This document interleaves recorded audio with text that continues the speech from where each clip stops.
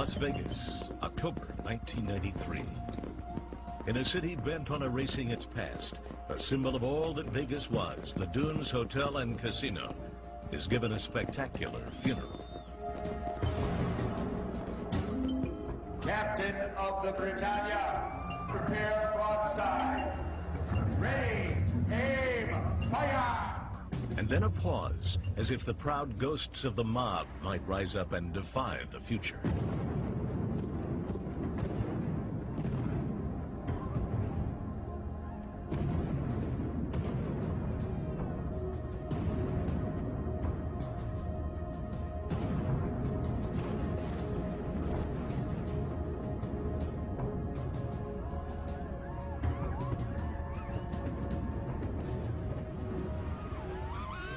The Dunes is one of the last of the pure, dark-hearted mob hotels. Its implosion was a tremendous image. The old Las Vegas is in rubble. In its wake, a new Vegas was emerging. Gone were the old mob families and their world of danger and intrigue. Now Vegas was selling family values and good, clean fun. But was the mob really gone? And how had it come to rule Vegas in the first place? It's a saga of American justice driven by murder, desperate ambition, dreams of paradise, and above all, greed.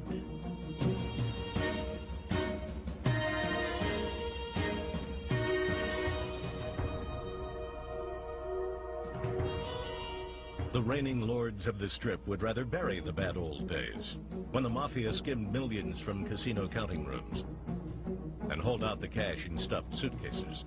But the truth is, the mob built Vegas, and the mob made it work. In this special 2-hour episode of American Justice, we'll relive the mob's rise and fall from the beginning. How Nevada legalized gambling, and mobsters suddenly fell in love with the desert. Everything was legal. They must have thought they died and went to heaven. How Vegas would become the mob paradise. Biggest racket since bootlegging, a Niagara Falls of money. What the mob wanted to do was take its cut of the water as it went by, and that's what the scam was.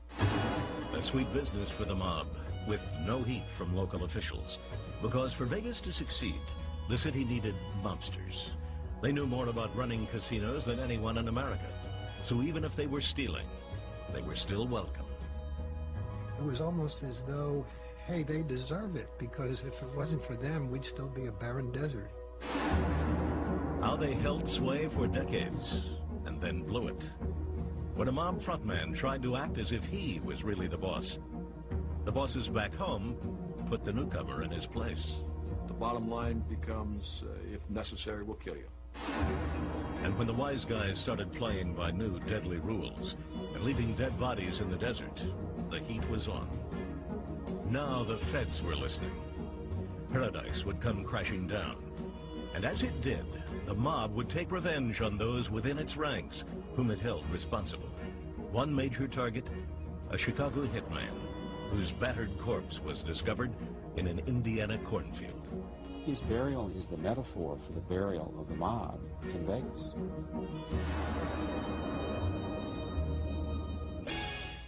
He used to say, people, when they find out about this place, are not going to Monte Carlo. They're going to come here. We're only 300 miles from L.A., and it's going to be tremendous.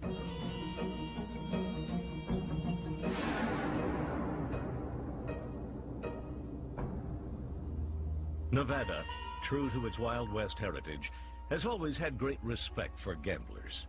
The state made it official in 1931 and became the only place in the country with legalized casinos. At first, the mob barely noticed. Las Vegas was little more than a desert way station, a hick town 18 hours by plane from New York.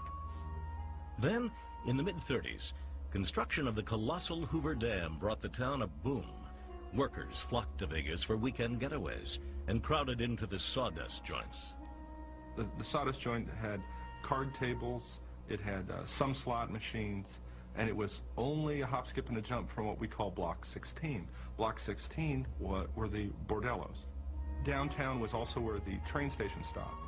were all the travelers, I guess you'd call them travelers, but we called them suckers in those days. They would get off to stretch their legs and have a meal. They would wind up in the gambling halls and over at Block 16 and probably miss their train. Vegas began to mean something much bigger to the mob when Nevada took a further step. The state legalized betting on horse race results in 1941. That summer, an enterprising and trigger-happy Jewish gangster named Benjamin Bugsy Siegel and his sidekick Mo Sedway decided to take a closer look at Las Vegas, along with Mo's wife, Bee. Ben, Moe, and I were the first ones to go down into Las Vegas. And we rode down the hill, and I didn't know where they were going. They had just 2 roads going down. And if somebody was coming one way or a few more cars, they had to move over. Bugsy saw an opportunity to expand the lucrative racket he was already running on behalf of his bosses in the Italian mob back in New York, controlling illegal wire services on the West Coast, wires which reported horse race results to bookies. By controlling the wires, the mob controlled the bookies. Now the wire was legal in Nevada, so Bugsy, on orders from New York, set up shop in Vegas. Using the threat of violence, he forced every sawdust gambling joint to take the mob's wire service. Bugsy tried to push his way into it and did. I mean, he didn't just push his way in, he established the wire service and you had to take it. Popular legend credits Bugsy as having the inspiration for modern Las Vegas. Not true. In reality, Siegel merely followed a trail pioneered by others. The El Rancho, a Western-style hotel casino, was already completed when Bugsy came to town. It was like 4 miles from Las Vegas. You had to drive through the desert to get there. And everyone was saying, who would build a hotel 4 miles out of the town? I mean, who's going to go? The El Rancho was followed in 1942 by the Last Frontier, both located on Highway 91, what would later be known as the Strip. During World War II, thousands of soldiers who were sent to train in the desert made their way to Las Vegas. Hotel casinos like the El Rancho and Last Frontier were raking in the profits. The town was very small, and everybody wore Western, but Las Vegas was a going town. Bugsy's bookmaking racket shared in the wartime expansion, but it was the casino owners who made the real killing, and Bugsy wanted a piece of that action. In 1946, he got his chance. A new casino was under construction at the far southern end of Highway 91, the Flamingo. The Flamingo was the brainchild of a suave Los Angeles restaurateur and gambling addict named Billy Wilkerson. Instead of the howdy-doody atmosphere of the El Rancho and Last Frontier, the Flamingo would be something new. It would bring the luxury and sophistication of his LA night spots to Vegas. Not a sawdust joint, but a carpet joint.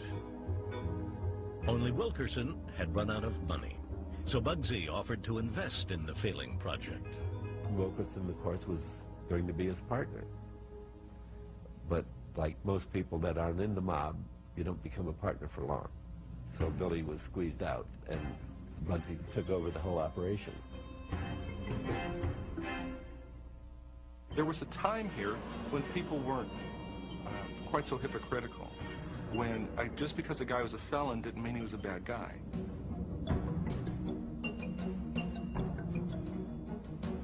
By 1946, Siegel's consuming passion was building the Flamingo. All he wanted to talk about was the Flamingo. It was like a dream of his. But to his mob bosses back east, few of whom saw any promise in the rugged wasteland of southern Nevada, Siegel's desert dream was a mirage. Meyer Lansky, Siegel's boyhood friend and mob financial wizard, stepped in and helped Siegel convince the bosses to invest. The only problem was that Siegel was both a terrible businessman and an overzealous developer who kept finding new ways to improve the project. He just wanted it perfect. I saw him one time turn all one side out and have him move the pool and tear all the back wall out of it. I think he did that back wall 3 times. Despite his constant remodeling, Bugsy managed to get the hotel ready in time for opening night, Christmas, 1946. But Lady Luck would not be on his side. The first opening night it rained, it poured down rain, and all the people that were supposed to come, all the entertainers and the movie people and everything, nobody showed up. Nor, once the fanfare died down, did the locals. They weren't used to carpet joints. When they first opened the Flamingo, everybody wore tuxedos, and they didn't let anybody in unless they were dressed. Well, everybody in Las Vegas wore Western clothes. Cowboy boots and hats, maybe, but black tie, no. So nobody in Las Vegas was welcome at the Flamingo. Worse, through a disastrous combination of novice dealers, lucky gamblers, and unfinished hotel rooms, the Flamingo's bankroll was wiped out in less than a month. In January 1947, Siegel was forced to close the doors. But within months, new mob funds from back east enabled Bugsy to finish the hotel and reopen. This time, he got it right. Now it wasn't long before the money flowed, straight into the gangsters' pockets. Well, sometimes they skinned. Well, I guess they almost always did a little bit for themselves. But everybody made money. Now, they did not have watchers as they do now. They did not have people watching the count in the counting rooms. So the skim was enormous. The best part was the counting rooms. I was always piling $100 bills and things into books. And somebody bumped into me, one of the fellas, and I fell and dropped the book. And the hundreds were flying all over. So when I looked up at everybody, they were just smiling. They all laughed, and they never let on like, here's all this money floating around. But despite the Flamingo's turnaround, Siegel had overplayed his hand. All the guys all over New York were complaining. What was supposed to be built for $1 million. And it wound up, it was already up to $6 or $7 million by then. In those days, that was a lot of money. Too much for his partners. I guess it could have been around midnight. They called me to come to the main office. They said, Willow, Mr. Siegel has been killed. On the evening of June 20th, 1947, in classic mob fashion, Bugsy was gunned down in the Beverly Hills home of his notorious mob girlfriend, Virginia Hill. The mob didn't kill people in Vegas. It was only minutes after Siegel's death that 3 colleagues of his walked in and said, okay, everybody continue your job, except you're now reporting to us. We are taking over the Flamingo. One of the men who took over that night was a Phoenix bookmaker named Gus Greenbaum. Nobody even had an idea who Gus Greenbaum was. He was just a businessman, they thought. They didn't even know he was a Chicago mob. That didn't come till later. As Greenbaum established control over the Flamingo, local Nevada law enforcement was not wasting much time worrying about the shady backgrounds of the new casino owners. But American justice was about to open its eyes. In May 1950, Senator Estes Kefauver of Tennessee launched an investigation into organized crime and what he called America's #1 evil, gambling. The televised Kefauver hearings shone a spotlight on scores of mobsters, including those active in Vegas. What Kefauver did was point out that, in fact, the mob was involved in Las Vegas. What this did to the state of Nevada was scare them to death, because it meant possible federal intervention. And if the feds come in, the state loses its power. Not wanting to lose its precious control over the hot gambling business, Nevada set some new ground rules, stating that organized crime figures would be prohibited from owning casinos. The problem is they grandfathered in everybody who had been licensed up to that time, which included people who had been convicted of murder, people who were part of organized crime, who just should never have been licensed. The Kefauver hearings had another unintended side effect.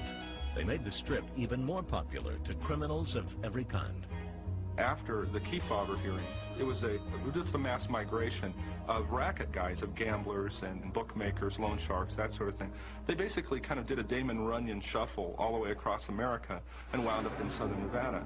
And all were welcome. There were people from Detroit, and there were people from Cleveland, and there were people from Kansas City.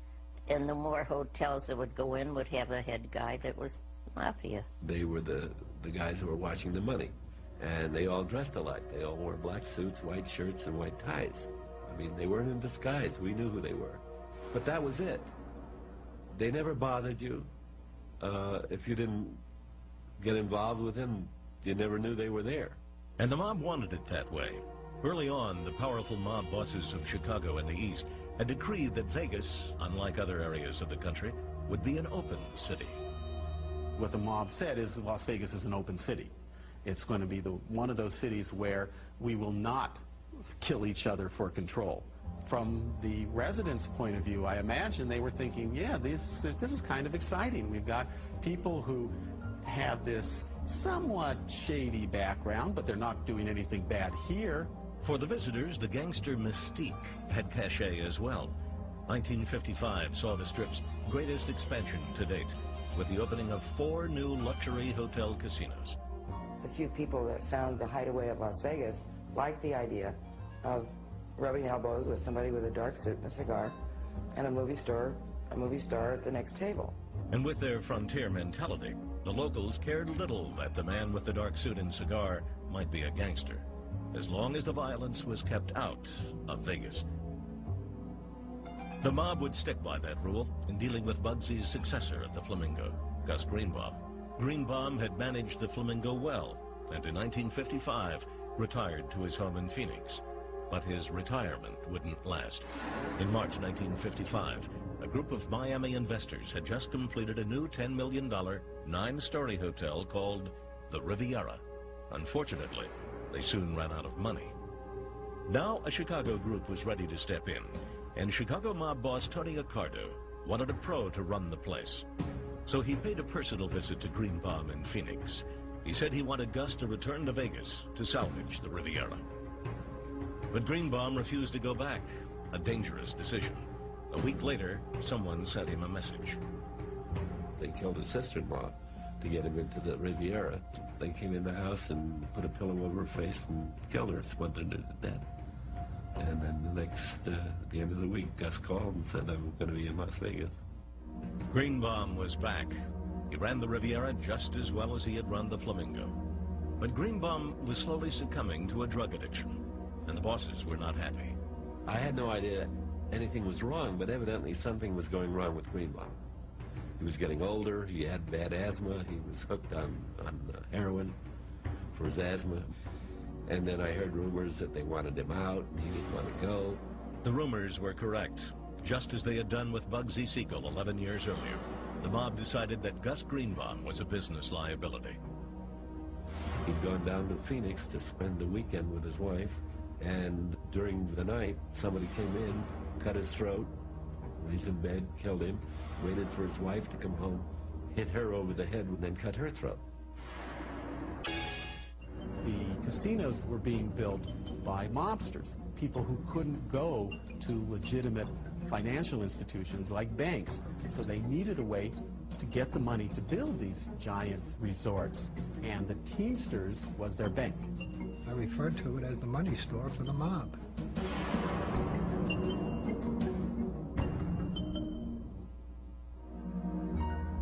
By the mid-1950s, the mob was facing a new problem in Las Vegas. The city was poised to become a modern gambling and entertainment mecca. More planes were flying there. New highways were leading there. But mob bosses around the country were in a bind. They needed cash to build new casinos, only they didn't want to use their own.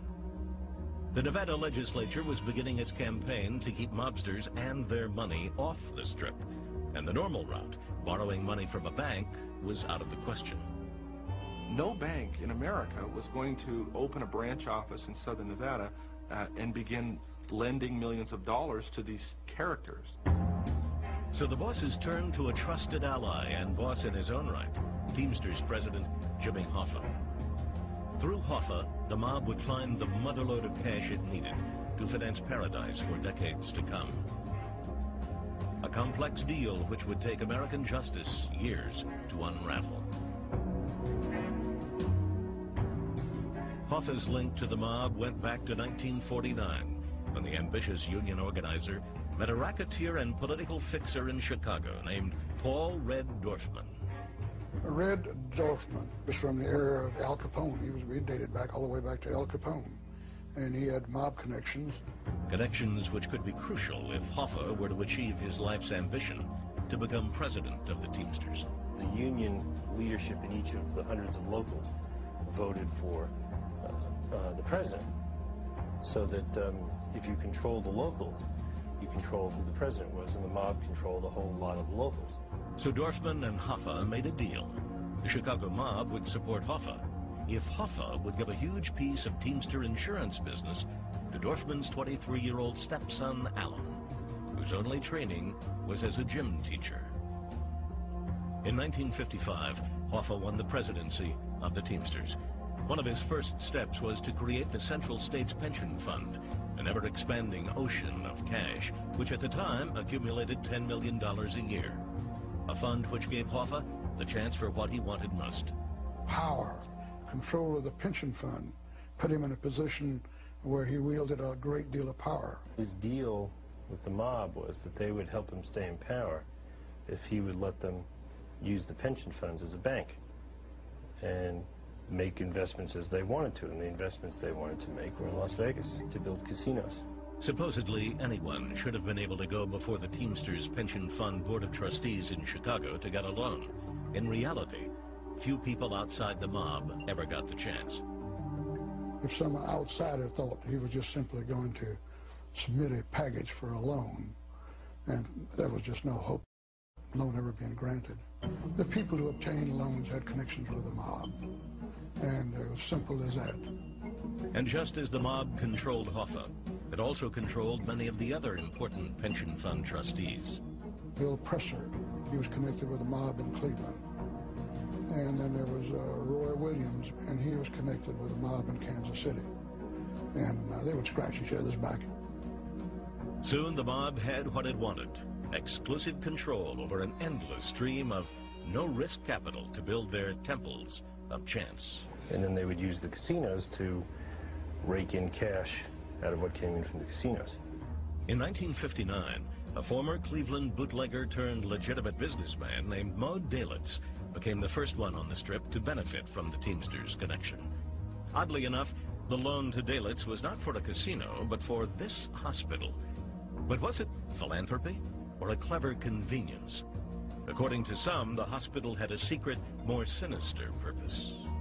The story was told to me by Chicago mob people that what they really had going for them was they would send a man out, he would be met at McCarran Airport, put in an ambulance, driven to Sunrise Hospital, spend a few days there, back in the ambulance, back to the airport, back to Chicago, and that's where the skim was going.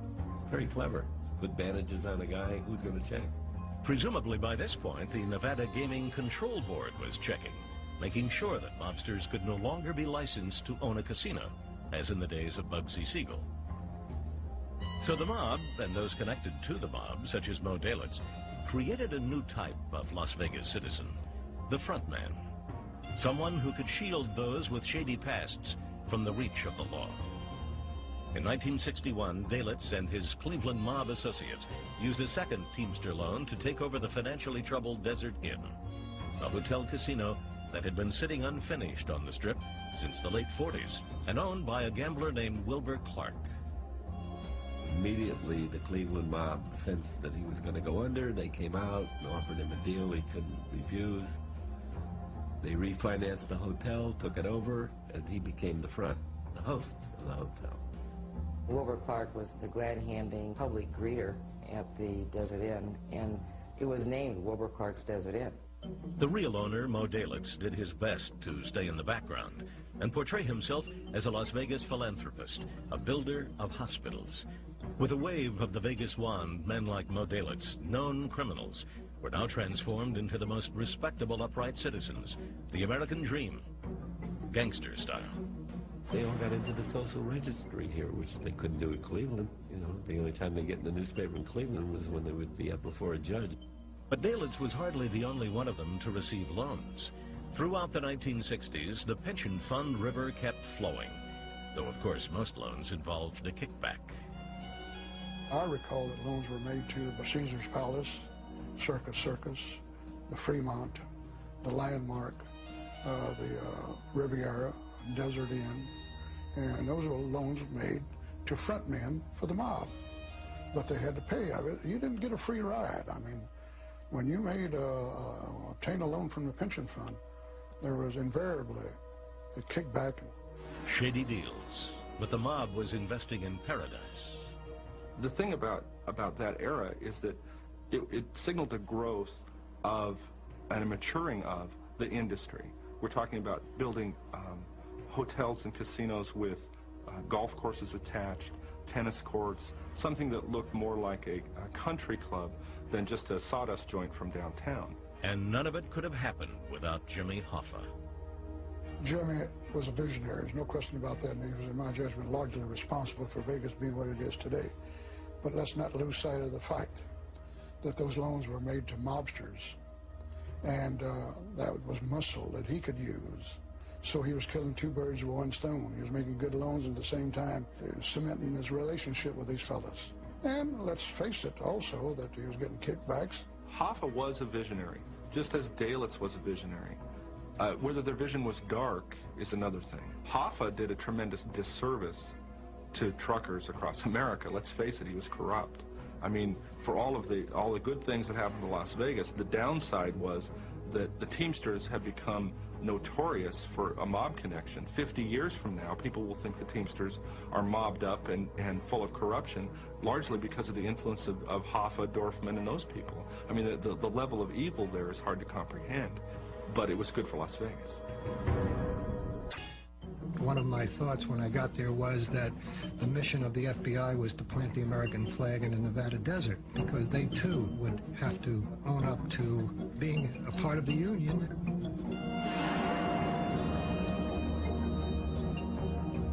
By the late 1950s, no mob family in America could resist the lure of Vegas. Skimming profits from casinos in a city and a state that seemed to thrive on the mystique of gangsters. It was a racketeer's dream come true, especially since law enforcement was not getting in their way. One insight about the mob's role in Vegas emerged in New York City in 1957. Crime boss Frank Costello was being questioned by police after an attempt on his life by a rival mobster. A detective found a curious scrap of paper in Costello's pocket. It didn't take him long to realize this was the daily take from the Tropicana Hotel, and Frank Costello, being the figures man, the numbers guy for the mob in New York, would get a daily report.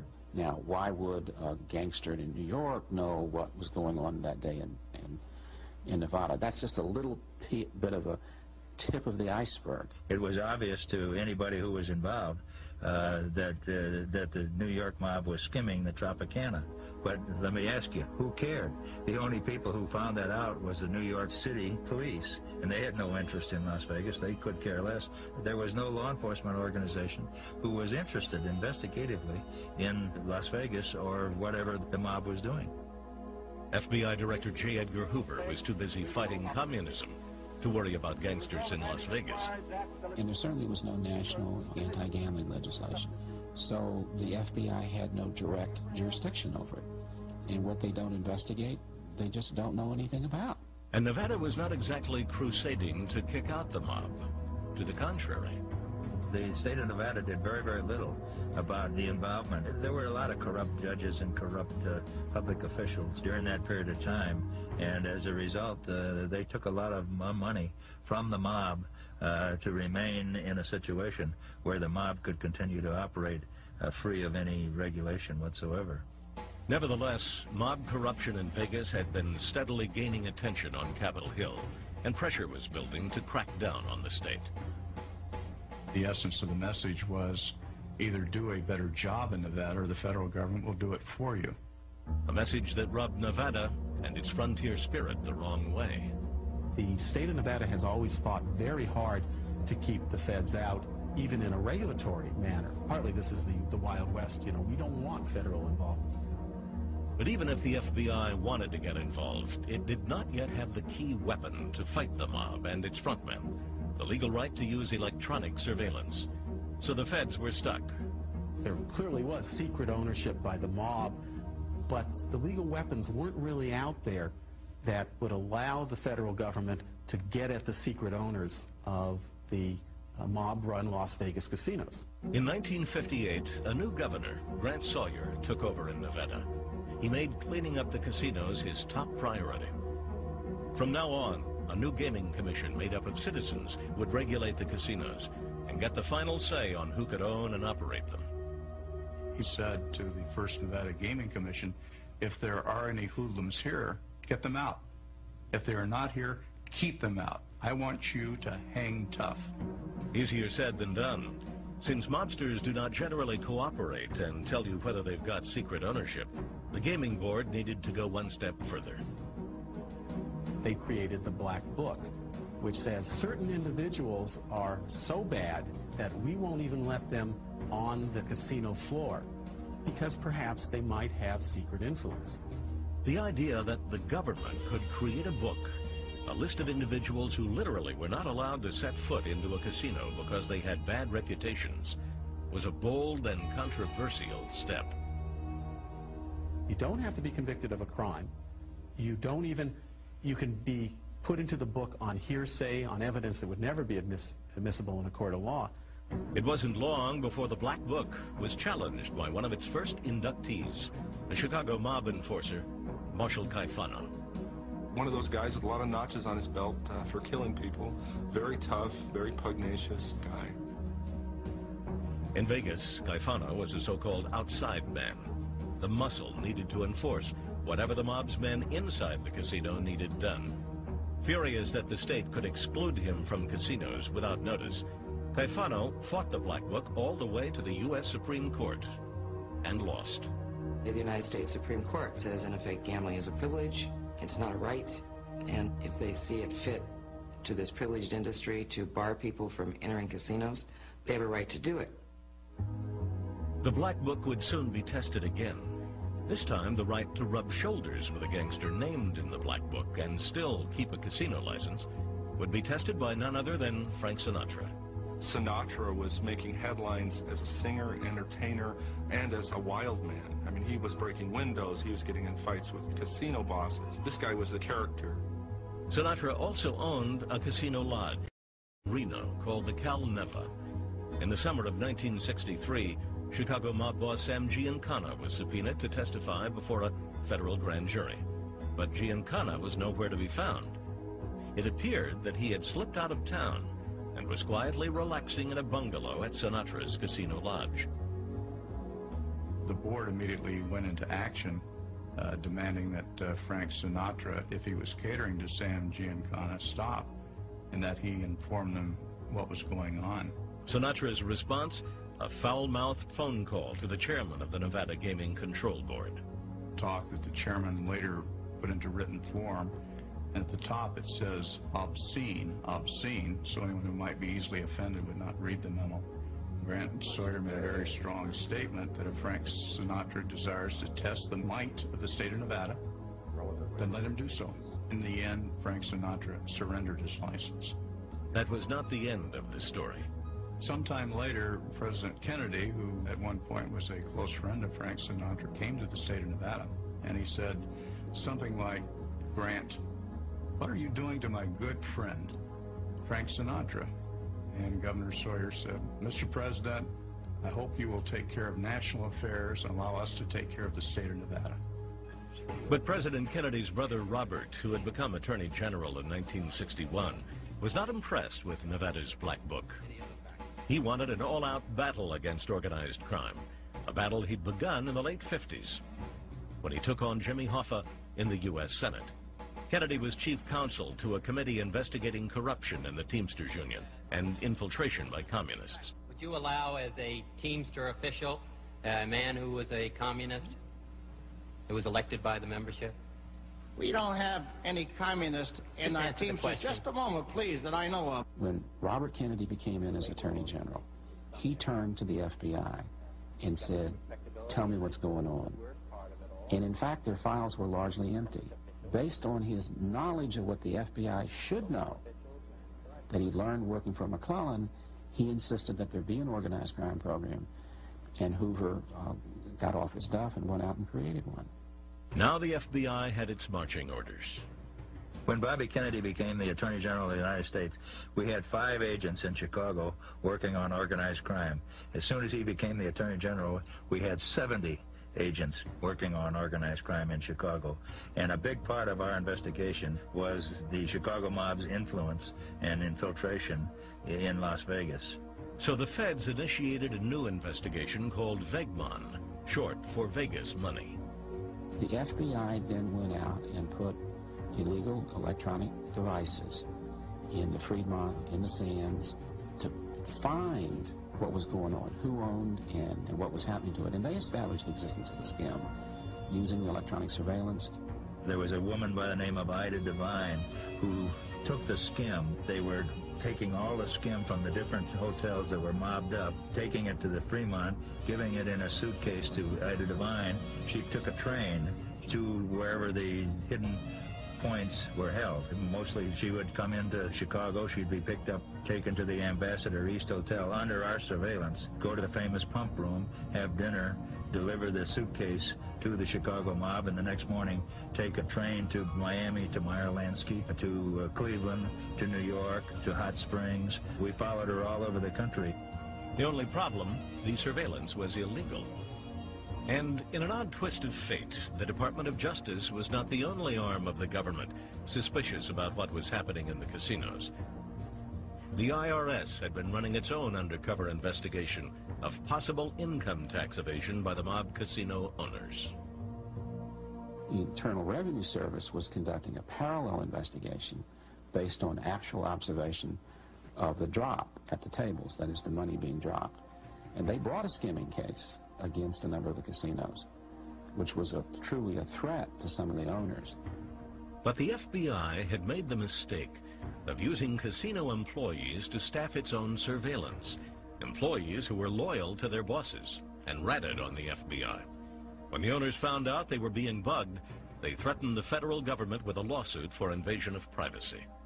The illegal electronic surveillance was uncovered, and in a trade, the casino owners gave up the civil suit for invasion of privacy based on the FBI surveillance to not have the lawful Internal Revenue Service skimming cases. Still, the government would have the last word.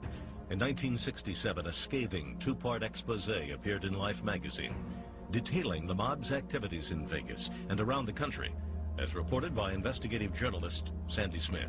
In that article, you can see a clear delineation of exactly who owns what, where, and the nature of the scam. I mean, it's just laid out beautifully in the article. And somebody wonders, well, where Sandy Smith got it from? Well, those people who've been around and have seen the FBI reports and have seen Sandy's stories, sometimes they're the same even to the punctuation. So the Bureau obviously leaked this information. The expose caused such a sensation, it may have forced the mob to sell out. It was the greatest thing ever happened here. He bought all these hotels, and the mob never left. The whole idea that Hughes brought a bottle of 409 and cleaned up the town is silly.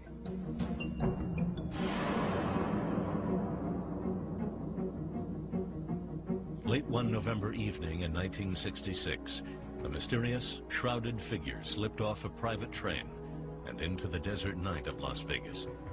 The new arrival, it turned out, was the eccentric billionaire Howard Hughes. Just as Jimmy Hoffa had funded a wave of casino development, now Hughes would transform Vegas into a corporate town. And like Hoffa, Hughes would leave the mob right where it always was, skimming money from the casino counting rooms. As a young man, Hughes, who made his billions in oil drilling and aviation, had been no stranger to Las Vegas. During the 40s and early 50s, he'd been a frequent visitor. He even rented Bugsy Siegel's old suite at the Flamingo.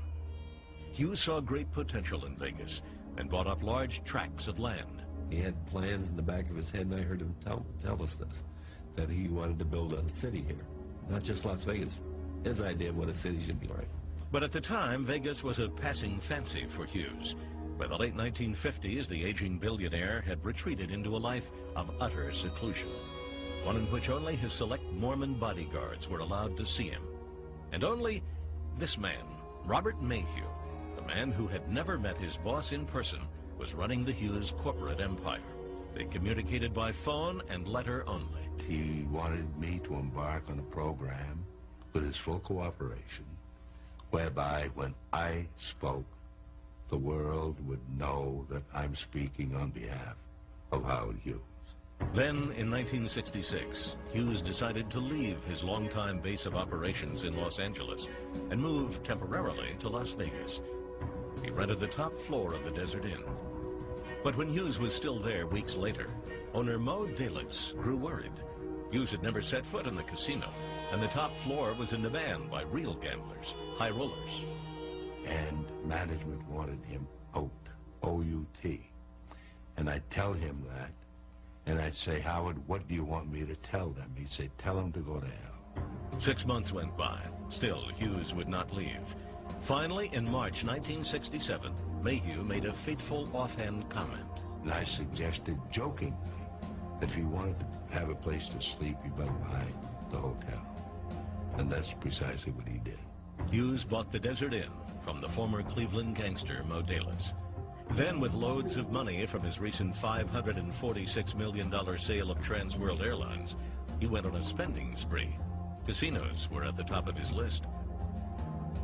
After the Desert Inn came the Landmark, the Silver Slipper, the Sands, the Castaways, and the Frontier. It may be just a coincidence, but the hotels that Howard Hughes eventually purchased were all owned by the mob.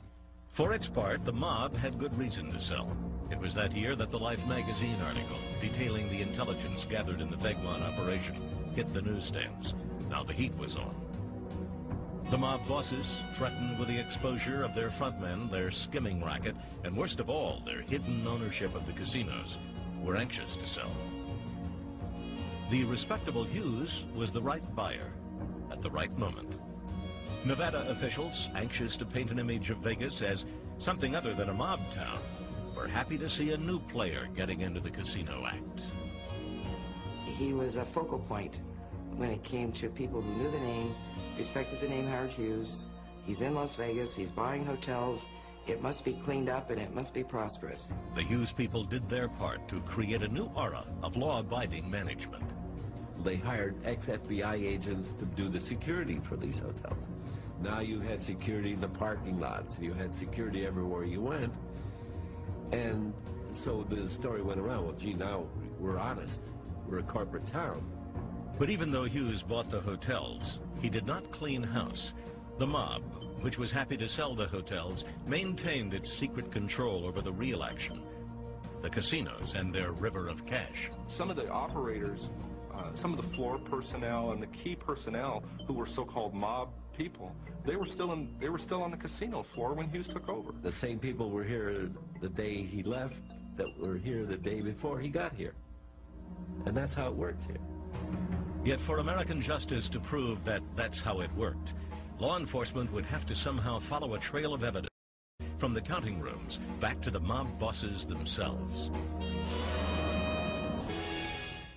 If you can't succeed in Las Vegas, you better try something else. I mean, I used to describe Las Vegas as one big blotter. It sucks up every mistake any human being can make.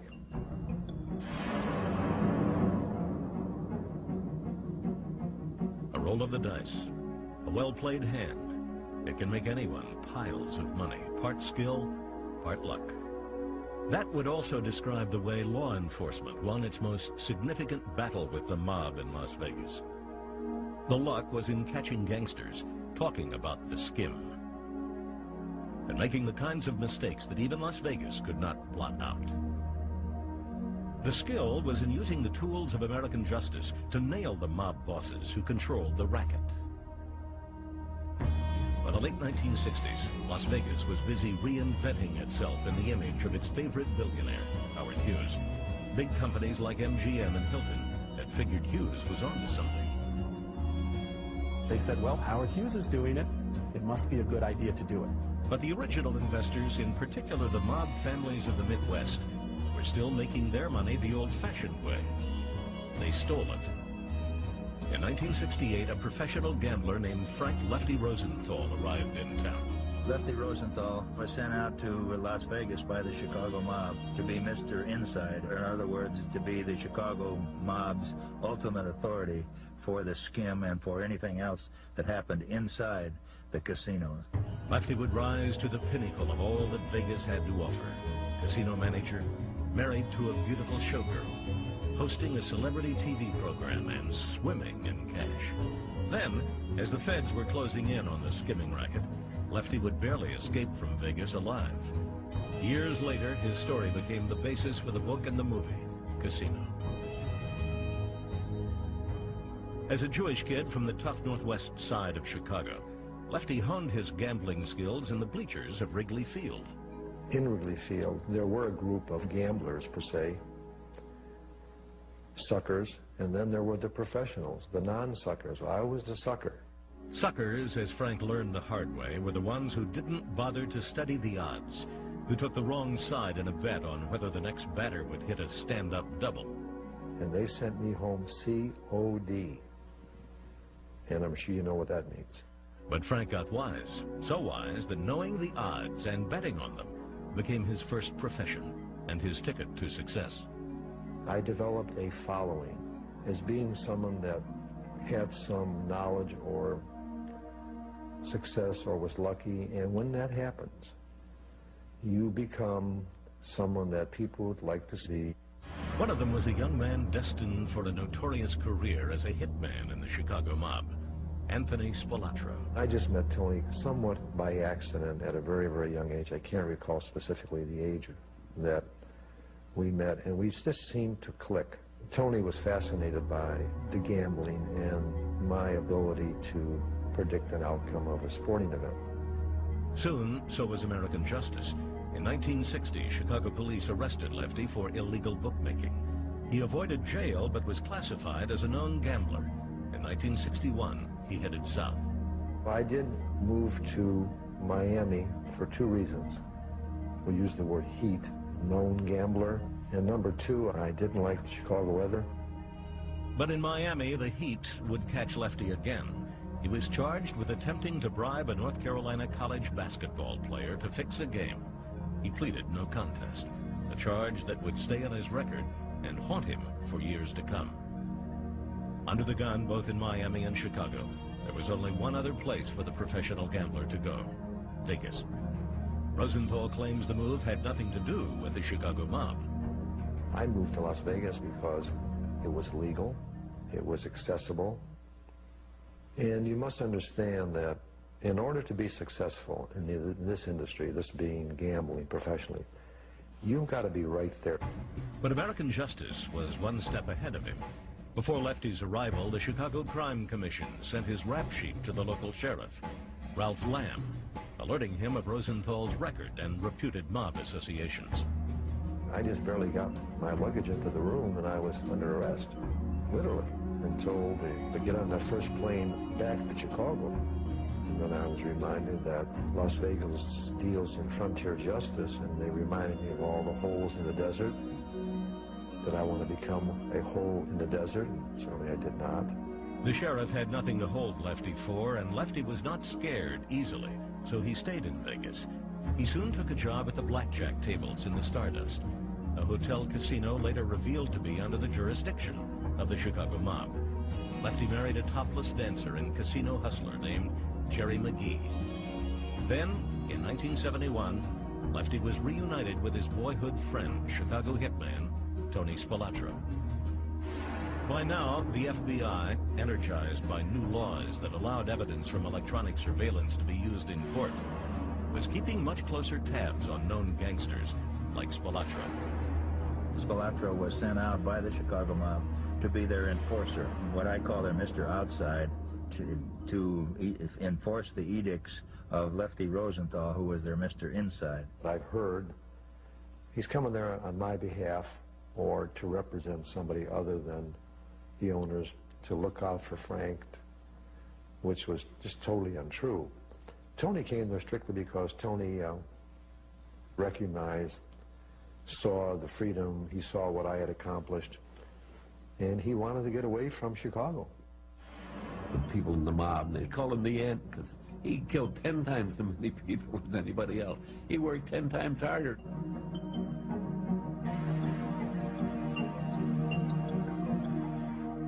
While Frank Rosenthal and Tony Spilatro had grown up in the same rough Chicago neighborhood, they were fundamentally different. Lefty knew thugs. Tony was one. Just a tough little squirt, but had no qualms about shooting somebody in the back. A man, according to law enforcement, responsible for over 25 murders. A guy who's accused of putting someone's head in a vice and squeezing until the eyes pop out, and very grisly murder. In Vegas, Spilatro quickly lived up to his violent reputation. As soon as he arrived in Las Vegas, very shortly thereafter, 5 bodies wound up in the desert. The Ant was the first gangster to break the mob rule that said you don't kill people in Vegas. The mob wasn't doing this for altruistic reasons. It was only so that the high rollers were not disturbed from losing their money at the tables. Spilatro also started a burglary ring known as the Hole-in-the-Wall Gang. His crew stole millions of dollars in cash and jewelry from businesses and private homes. He was that kind of guy. He was a full-out racketeer. For Lefty, the arrival of his boyhood chum only caused him grief. The guilt by association was hard to shake. When violence became, in fact, a part of life, there were accusations made against Tony, and anything Tony did within that state was a reflection on Frank Rosenthal. Rosenthal claims to have been unaware of Spilatro's activities. And Tony never came to me about whatever his aspirations might be or his goals, nor did I. I did my thing, he did his thing. But then Spilatro broke another cherished mob rule. He started sleeping with Lefty's wife, Jerry.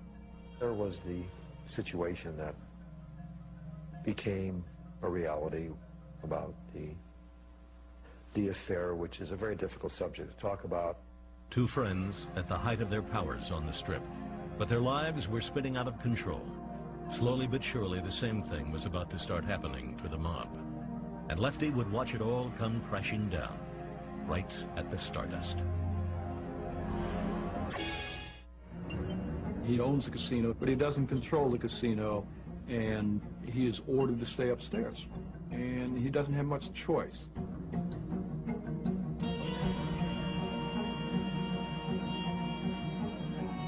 A racket as powerful and lucrative as the one the mob had in Las Vegas could survive some internal disputes, such as a Chicago hitman sleeping with the sexy wife of a casino manager. But far more serious would be the exposure of a Vegas frontman. That could reveal the truth behind the glittering facades and compel the mob bosses themselves to face American justice. And so the story of the biggest mob shakeup ever to hit Las Vegas begins with a 31-year-old real estate entrepreneur named Alan Glick. Glick wanted to be a big shot on the Strip. But as the saying goes, beware of what you wish for. You might get it. In early 1974, Glick learned that the owners of the Stardust and Fremont hotel casinos wanted out. Glick and his little company called Argent wanted in. Seeking a loan, he went to the Teamsters Central States Pension Fund, the fund Jimmy Hoffa set up, that had been helping the Mafia build casinos since the early 60s. The fund manager told Glick to meet with Frank Balistrieri, who happened to be the head of the Milwaukee mob. One of the ways loans were secured from the pension fund was to know the outfit leaders in various cities around the United States who controlled the individual trustees that voted for these pension fund loans. Balistrieri, for example, controlled a Teamsters trustee, Frank Rainey. If the mob thought the loan made sense, it would use its connections to make sure the pension approved it. Like most major decisions made by mobsters in the Midwest, the Chicago mob would have the final word. Glick met with Balistrieri in Milwaukee in June '74. Balistrieri said he wanted to help the young man get his loan, but to clinch the deal, Glick would have to sign a secret little side agreement. He would have to agree to give Balistrieri's 2 sons the option to buy half of his company at any time for $25,000. Glick was stunned. Alarm bells should have gone off in his head, but he needed the loan to fulfill his dream, so he signed. In August '74, the pension fund came through, a whopping $62.75 million loan. Glick was euphoric. Having put up a meager $2 million in cash, he and his investors were now the proud owners of the Stardust, the Fremont, the Hacienda, and the Marina.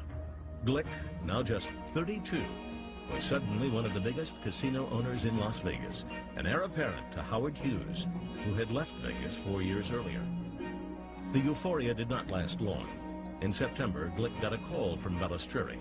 As Glick would later reveal, the Milwaukee crime boss wanted him to promote someone in particular to the position of casino manager. Frank Balistreri informed Alan Glick, "You will hire Frank Rosenthal to run the Stardust."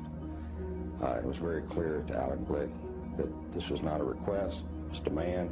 It was totally untrue, regardless of who said it, when they said it, how many times they said it. I know exactly what happened. I know what position I held when I met Alan Glick. I know there was one man above me in the table of organization. And I know Mr. Glick's choice for promotion was very limited. But from the start, Glick and his apparently well-connected new casino manager just didn't seem to hit it off. Glick began wondering who was really in charge. First of all, the employees are loyal to Mr. Rosenthal. They're not taking orders from Alan Glick. If he fires them, nothing happens. They don't go away. They continue to operate the casino. Glick challenged him, and Frank Rosenthal basically told him, you know, if you want to live, get out of my way. I'm running things. Only then did Glick realize what was apparent to everyone around him. He had become the mob's frontman, and until they were willing to let him leave, he would have to do as he was told. Lefty Rosenthal, meantime, effectively running the Stardust, earned a reputation as a tough manager. He was a stern taskmaster. If there was a cigarette that was on the floor, he would pick it up himself and then fire the guy who was supposed to pick it up for him. People were scared to death of him, and yet they flocked towards him. Lefty also used the threat of violence to keep professional cheaters out of the Stardust and the 3 other casinos owned by Glick's Argent Corporation. The word got out that the Stardust is not a very healthy place to go to if you're looking to do the wrong thing. We just made sure that we sent you a very strong message, and we asked you to tell your friends, and if you had any sense of understanding and survival, you just wouldn't come back. I think there was an implied threat. But the Nevada Gaming Control Board was keeping an eye on Lefty. Suspecting that he had more power in the casino than he claimed, the board insisted that he register as a so-called key employee. That meant Lefty would have to get a casino license. Fat chance, given Lefty's questionable past and his association with the likes of Chicago hitman Tony Spilotro. When Lefty did apply, the board wouldn't even give him a hearing. By January 1976, he was forced out of the Stardust. Lefty claimed he was a victim of injustice. My rights are being violated under the Constitution to bring forth witnesses in order to provide you with a fair hearing. Alan Glick may have been happy to see Rosenthal kicked out, but in late 1975, he was faced with a new and frightening turn of events. One of his early partners, a wealthy San Diego real estate broker named Tamara Rand, was threatening to sue Glick and expose his shady dealings with the Teamsters and the mob. Rand would never get her day in court. On the night of November 9th, 1975, she was found dead, shot 5 times, execution style. She was going to testify against Glick before the Gaming Control Board. The Chicago mob decided that, therefore, she was somebody that was expendable. And so they sent Tony Spilotro, to the best of our information, out to San Diego, where Tamara Rand was murdered. Rand was not the only one to end up dead after interfering with the Chicago mob's interest in the Stardust. In May '76, gaming officials raided the Stardust and uncovered a skimming operation in the slot machines. A racket that allegedly netted over $7 million and was run by a casino employee and professional slot cheat named Jay Vandermark. It seemed that everyone at the casino except Alan Glick had known about it. To make it work, as a practical matter, virtually everybody knows. I mean, it's they may not say anything, may not be able to prove it, but they can see how much money comes in. I mean, anybody in management has to know. When Vandermark was implicated, he fled to Mexico. Not long after, he too was killed. So within 2 years of getting his dream loan from the mob-connected Teamsters Pension Fund, Alan Glick had been linked to at least 2 murders, and one of his casinos exposed in the biggest slot skimming scandal in Las Vegas history. Things looked bad for Glick, but having to reinstate Lefty Rosenthal in early 1977, allegedly at the command of the mob, must have been worse. The Nevada Supreme Court had reversed Lefty's case. He could return to the casino. So Glick was advised not only to bring Lefty back, but to make public statements supporting him. Frank Rosenthal happens to be a very highly competent executive. Are you happy to have Mr. Rosenthal back in the saddle? Certainly I am. My guest is with me tonight. Mr. Rosenthal, are you back full-fledged into your job, or what are you doing right now? I serve at Mr. Glick's pleasure. And could you describe Mr. Glick's pleasure? You don't have enough time. That's a good answer. We don't have enough time for that. We see you growing more with the with Argent Corporation, taking a higher position possibly. That's a question for Mr. Glick. Mr. Rosenthal's in as high a position as you can have now. To avoid any new conflict with the gaming board, Lefty now took the position of food and beverage manager. To gaming officials, this looked like a classic cover. Over at the Tropicana Hotel, for example, a Kansas City mob associate named Joe Augusto was running the Follies show as entertainment director. Rosenthal was trying to use the same argument that Joe Augusto used with a licensing board. Hey, I'm just entertainment director. I'm not running the casino. I don't have to be licensed. Lefty took one more bold step. In April '77, he began hosting a local TV show. Tonight, live, the all-new Frank Rosenthal Show. From the Stardust Hotel in the heart of the Las Vegas Strip, it's the all-new Frank Rosenthal Show.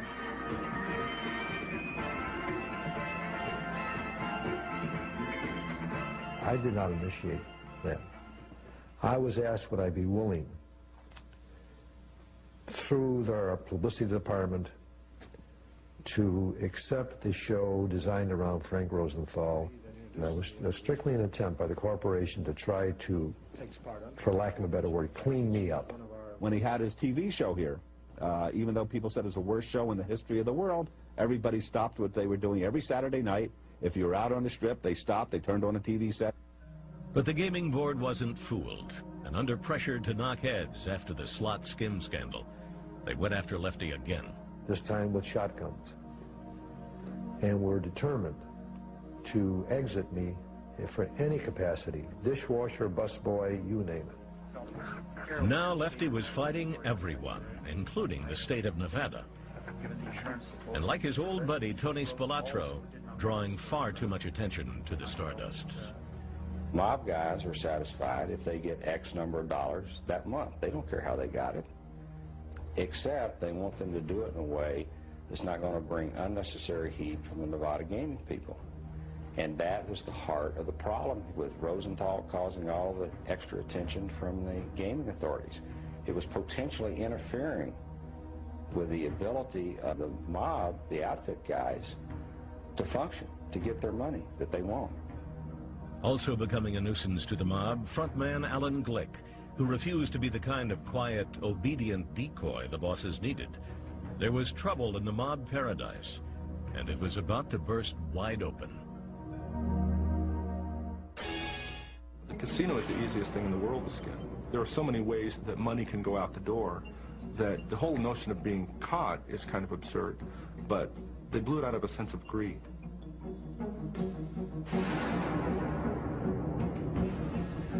By 1978, all the chips were falling into place for the mob to take its biggest fall ever in Las Vegas.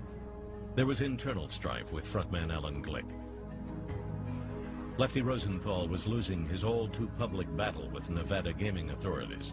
And then, the feds, who knew the mob had been skimming the casinos for decades but still needed solid evidence, got very lucky.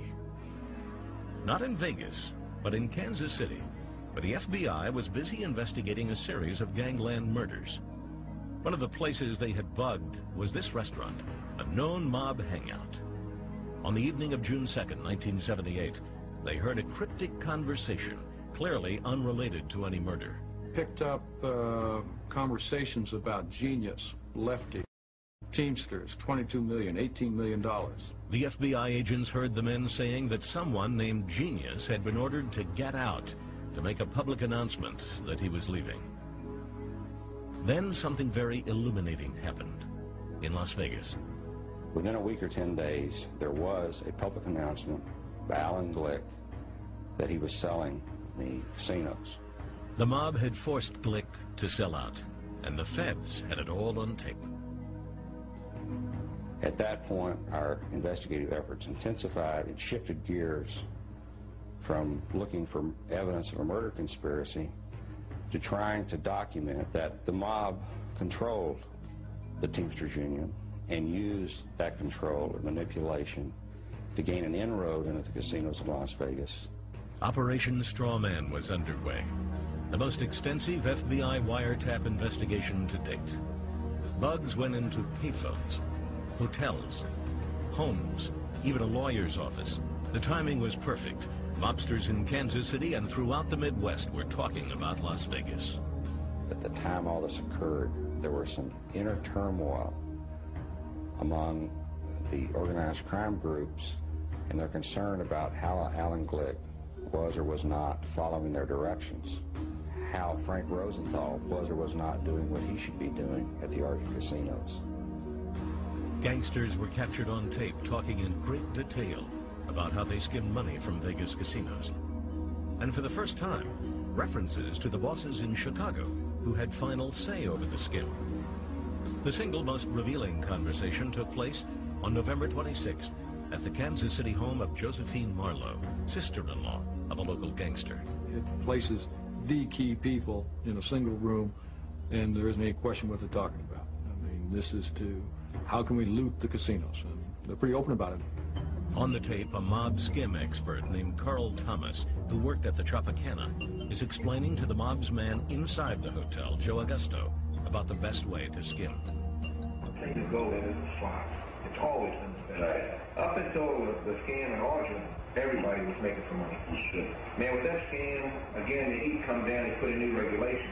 But you can still beat it if you got the control.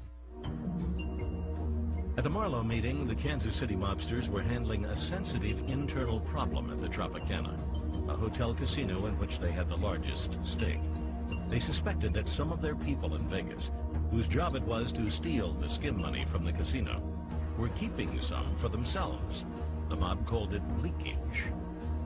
They take the money, they go in the office, they count it down, boom, boom, boom, boom. Now, the bad part about that system, if they say they're taking 2,000 a day, they could be taking 24 hours. To solve the leakage problem, Kansas City mob boss Nick Savella first wanted to get an accurate account of the casino profits, so he called a moratorium on skimming at the Tropicana. Mob associate Joe Augusto, who served as the hotel's entertainment director, even suggested a new skimming racket to boss Nick Savella. Siphoning profits from the Lido show at the Stardust and the Folly show at the Tropicana. I think that the Stardust could generate $1 million a year, without any sweat, and the Tropicana, maybe, that's $1 million a year. The way you're making it sound like you think that's a lot of money, but the Stardust could generate $1 million a year. The impression we got from that is the size of the skim was probably a lot larger than we imagined. By February 1979, the FBI had what it needed to take Operation Strawman to the next step. On Valentine's Day, agents executed search warrants in Las Vegas, Kansas City, and elsewhere.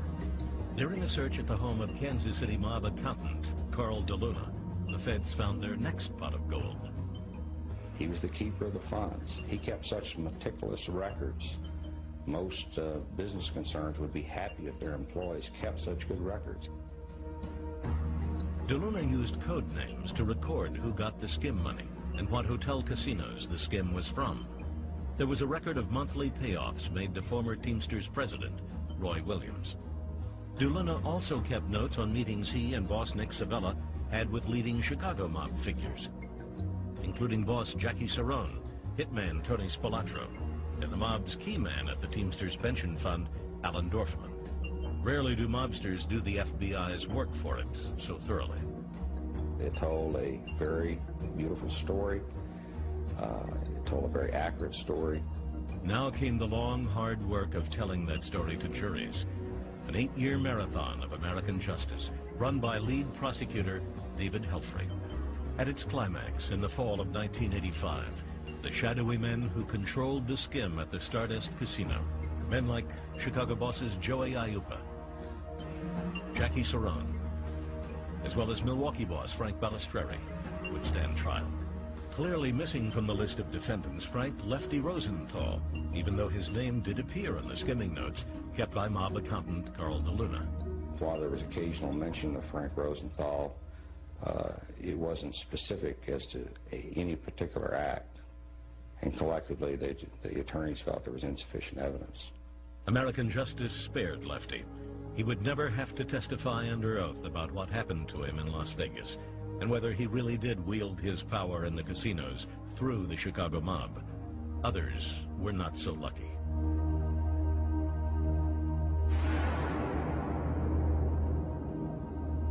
One of the most compelling prosecution witnesses was former Teamsters president Roy Williams. 2 years earlier, in 1983, Williams had been convicted and sentenced to 10 years in prison, along with Teamsters insurance broker Alan Dorfman, for attempting to bribe U.S. Senator Howard Cannon of Nevada. Dorfman never made it to his prison cell. The Chicago mob had made sure of that. They just got concerned that he might become a witness. And so, yeah, he was murdered in Lincolnwood by 2 gunmen in a parking lot in broad daylight. But Roy Williams was not seen as a threat. The mob let him serve his time.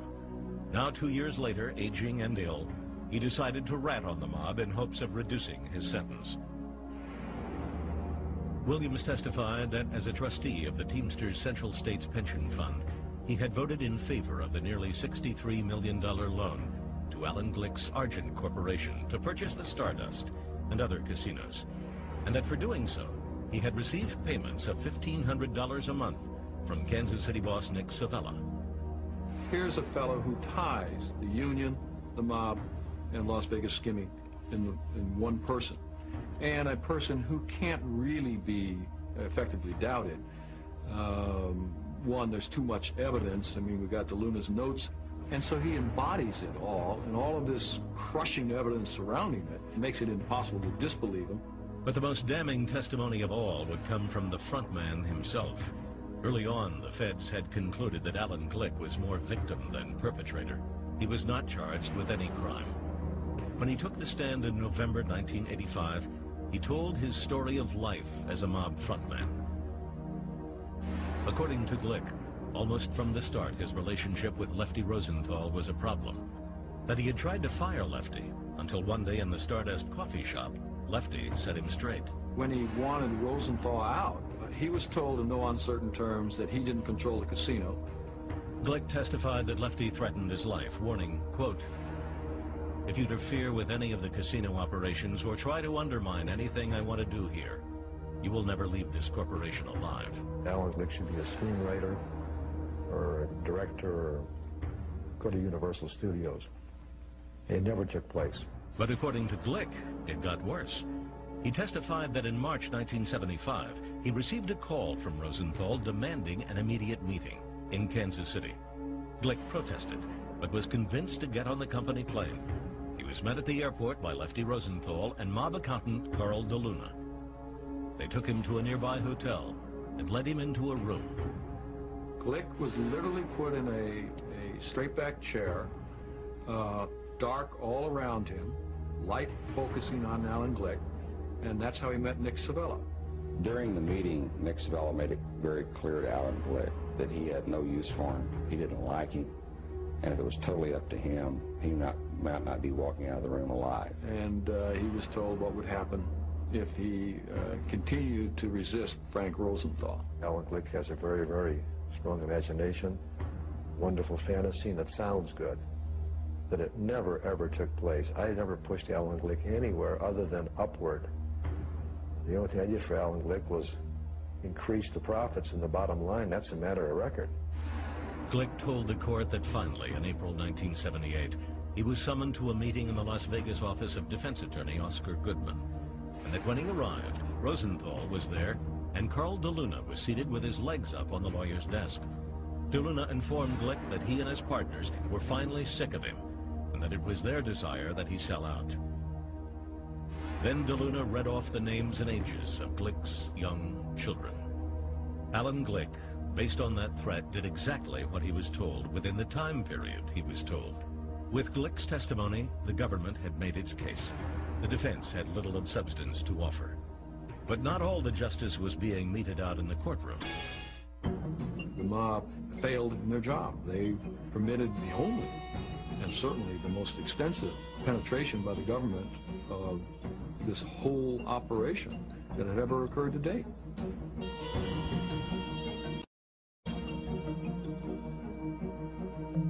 When the Argent trial finally ended in January 1986, all the defendants, including Chicago mob bosses Joey Aiuppa and Jackie Saran, were found guilty of conspiring to conceal their ownership of the Stardust Casino and of skimming casino profits.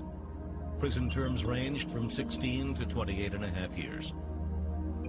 Separately, the Kansas City mobsters had faced American justice for their part in the skimming of the Tropicana Hotel. Among the defendants, mob notekeeper Carl DeLuna pleaded guilty. Kansas City boss Nick Savella was indicted, but died of cancer before the trial began. Charges were dropped against skim expert Carl Thomas and Tropicana inside man Joe Augusto in return for their testimony. But outside the courtroom, the deadly rules of mob justice had still been in effect.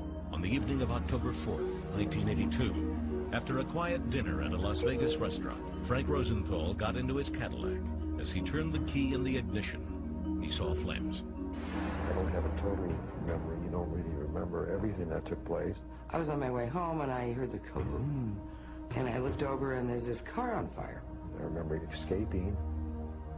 I'm not sure what happened before I escaped. I saw Mr. Rosenthal jumping out, and he's here, sort of standing up, and his eyes are very wide, and he's very excited. I wasn't even conscious of the fact that there was a bomb until I was out of the car and heard the secondary explosion. And it was a blow, physically and mentally. Frank does not speculate publicly about who wanted him dead. The car bombing remains unsolved. But two factors point to the mob. Frank had been named an Operation Strawman and could easily have been seen as a potential rat. Secondly, Rosenthal had a violent enemy in his former friend Tony the Ant Spilotro, the Chicago hitman who years earlier had an affair with Frank's wife Jerry. The FBI speculated that hard feelings between the two men may have led to the bombing. It was not long after the attack that Jerry, who had since been divorced from Frank, had a fatal drug overdose. Jerry died approximately 4 to 6 weeks after I was bombed. There was no correlation to that. The fate of Tony Spilotro completed the circle of death and violence. Spilotro had been indicted in Operation Strawman. Due to bad health, he did not face trial, but wiretaps of Tony denigrating fellow mobsters had been played in court.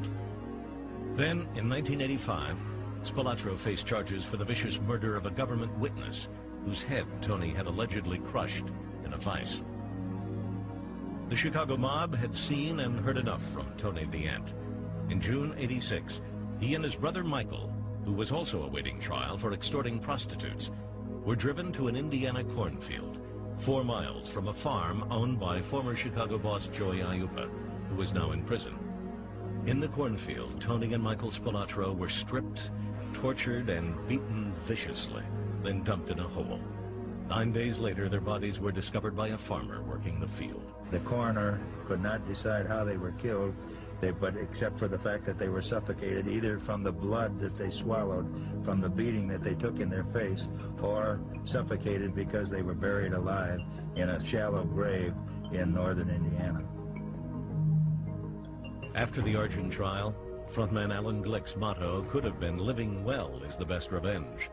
He sold his Vegas holdings for more than $70 million, and despite having ratted on the mob, he has survived without incident. He's been very fortunate. All the way around. I mean, the government could have taken a different attitude towards him as well. The man Glick sold out to, Alan Sachs, was himself alleged to have had strong ties with organized crime. Following new allegations of skimming at the Stardust, Sachs was forced out, and Nevada officials took over the casino. Lefty Rosenthal, meantime, had retired to run a bar and restaurant in Boca Raton, Florida. But he went on to fight one more losing battle in Las Vegas. In 1988, Nevada officials put Rosenthal in their infamous Black Book, which meant Lefty was permanently barred from all Vegas casinos. It's strictly politically motivated, and I understand why, because all you need to do in Las Vegas, Nevada is just raise the name Frank Rosenthal, and you become a shining star overnight. According to Lefty, he has not let the Black Book keep him from doing what he once loved best, being part of the Vegas action. Well, I could sneak in. Oh, you didn't know that? I'm capable of wearing a beard and a wig and a mustache, just like anybody else is. I mean, piece of cake. I sneak in and out of Vegas all the time. But as a result of the Argent skimming trials, the Vegas Lefty sneaks into may no longer be a town ruled by the mob. It pretty well decimated them. It exposed the corrupt connection between the Teamsters, Las Vegas, and the mob, and hopefully led to new groups of people going into Las Vegas without the mob connections. It can't be a family town and be mob controlled. The Stratosphere Tower. It's not just a tower. A tower anybody can have. A tower with its own roller coaster 1,000 feet in the air. That's Las Vegas. While law enforcement did its part to push the mob out of Vegas, a more powerful force, capitalism, gave it an even more decisive shove.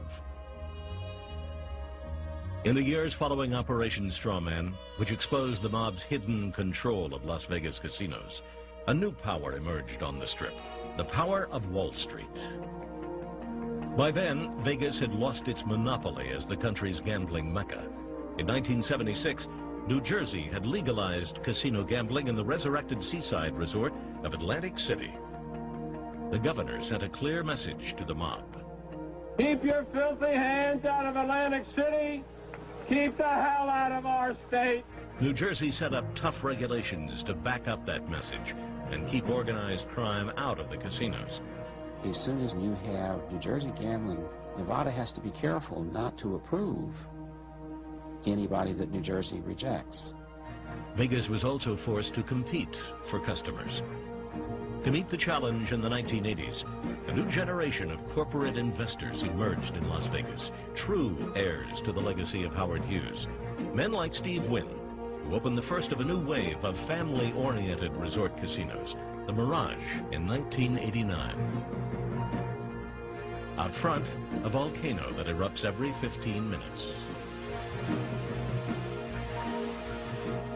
Where did the modern money come from? The money to build the Mirage, for example. It came through junk bonds. It came from Wall Street. It's Mike Milken processing junk bonds that builds the modern Nevada. No longer would the gleaming new palaces be built with mob-connected Teamster loans. Now there was a new river of cash. If you can issue stock and bonds, you don't need the Teamsters. With the conservative values of Wall Street came a push to cleanse the image of Vegas, to make it a family town. The strategy worked. Las Vegas became the entertainment capital of America and one of the nation's fastest growing cities. When Steve Wynn sold off the Mirage a decade later, he was bought out not by an old New York family, but by Hollywood billionaire Kirk Kerkorian. Along the way, vestiges of the old Vegas would be swept away. Among them, the Landmark, once owned by Howard Hughes.